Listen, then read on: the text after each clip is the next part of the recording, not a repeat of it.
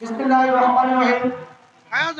আদালত থানা স্বেচ্ছাসেবক দল কর্তৃক আয়োজিত আজকের এই কর্মী সভার প্রধান অতিথি হিসেবে উপস্থিত আছেন আমাদের মাঝে ঢাকা মহানগর উত্তর স্বেচ্ছাসেবক দলের সভাপতি শেখ ফরিদ ভাই। প্রধান বক্তা হিসেবে উপস্থিত আছেন ঢাকা মহানগর উত্তর স্বেচ্ছাসেবক দলের সাধারণ সম্পাদক সাবেক ছাত্রনেতা মহসিন সিদ্দিকী রনি ভাই।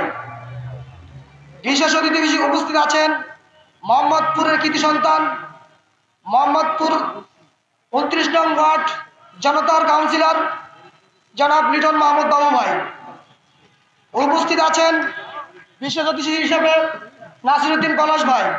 উপস্থিত আছেন মোস্তফা কামাল হৃদয় ভাই। উপস্থিত আছেন রাজীব আহমেদ ভাই। উপস্থিত আছেন ইকবাল হোসেন ভাই।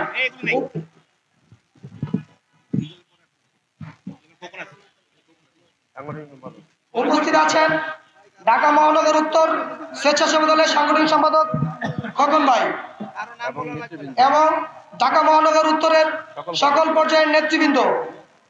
উপস্থিত আছেন 30 নং ওয়ার্ড স্বেচ্ছাসেবক দলের নেতৃবৃন্দ ও 100 নং ওয়ার্ড স্বেচ্ছাসেবক দলের নেতৃবৃন্দ। সবাইকে জানাই আমার 100 নং ওয়ার্ড স্বেচ্ছাসেবক দলের পক্ষ থেকে সংগ্রামী সালাম ও শুভেচ্ছা।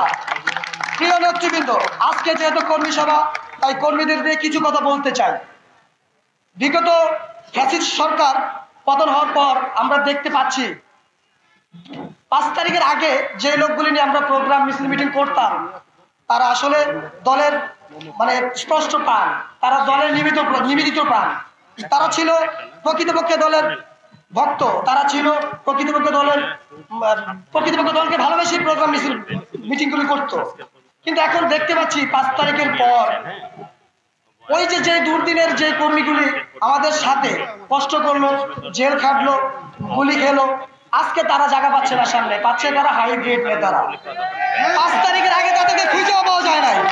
5 তারিখের আগে তারা দল নামে মাত্র বিএনপি ছিল, নামে মাত্র, কিন্তু তাদেরকে কোনো মিছিল মিটিংয়ে খুঁজে পাওয়া যায় নাই।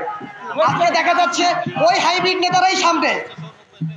5 তারিখ আগে এমন সিন গেছে, এমন কথা তারা বলছে যে বিএনপি করে কি হবে, আসবে না তো বিএনপি ক্ষমতায়।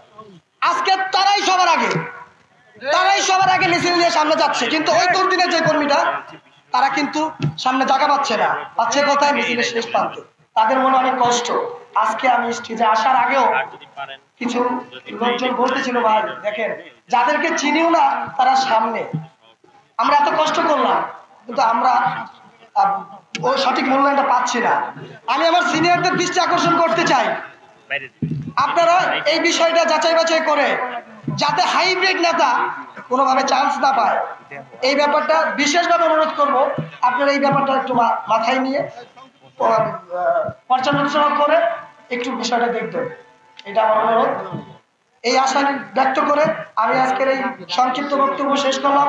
বাংলাদেশ জিন্দাবাদ, বাংলাদেশ জাতীয়তাবাদী স্বেচ্ছাসেবক দল জিন্দাবাদ, শহীদ প্রেসিডেন্ট জিয়া রহমান অমর হোক, খালেদা জিয়া জিন্দাবাদ, তারেক রহমান বীরের বেশে আসবে বীরে বাংলাদেশে। আল্লাহ হাফেজ।